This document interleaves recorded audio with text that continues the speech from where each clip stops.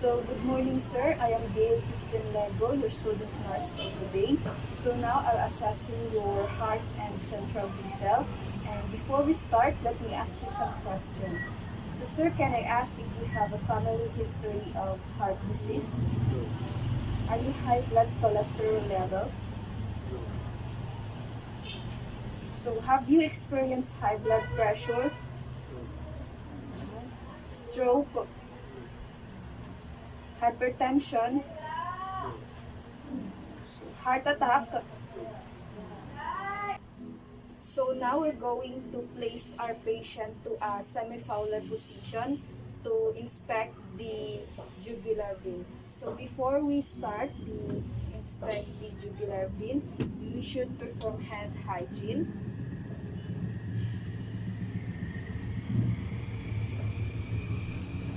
Sir, can you turn your head?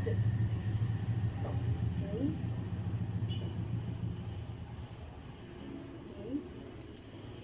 So now let's palpate the carotid artery.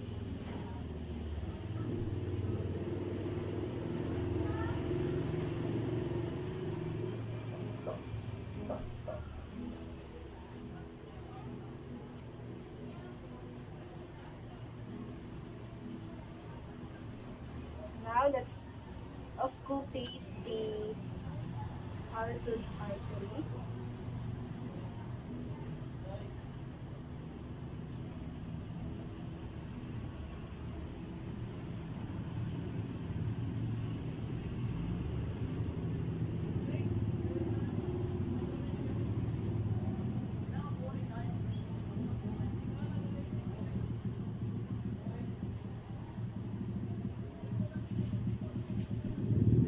So now we're simultaneously inspect and palpate the precardium at the angle of Lilly. And inspect and palpate the aortic and pulmonary area. These are the aortic area and the pulmonary area. Tricuspid area and the apical area. Next, inspect and palpate the epigastric area.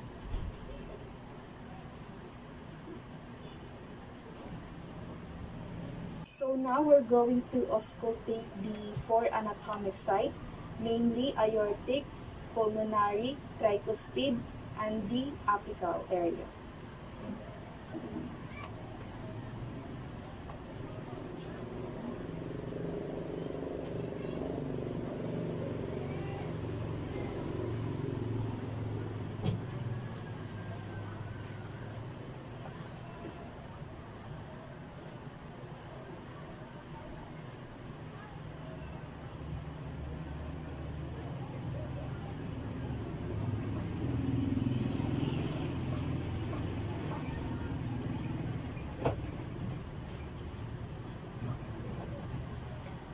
So, sir, for the result of your heart and central vessels, so the veins on your jugular veins are not visible, and the normal finding on your carotid artery is symmetric volume pulse and the full pulsation and thrusting quality.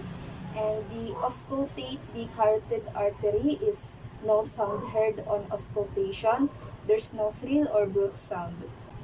So in inspecting and palpating the aortic and pulmonary areas, everything is normal, no pulsation on both sides or both areas, and no left or hips. And in inspect and palpate the tricuspid area, the result is no pulsation, no lift and hip. And then the inspect and palpate the apical area there is no abnormalities, no presence of lift and hips. And inspect and palpate the epigastric area is aortic pulsations. The result of auscultating the four anatomic sites is usually louder at base of heart, The systole is silent interval, slightly shorter duration than diastole at normal heart rate. And the diastole is silent interval, slightly longer duration than systole at normal heart rate. So that's it for today, sir. Thank you for your cooperation. Have a nice day.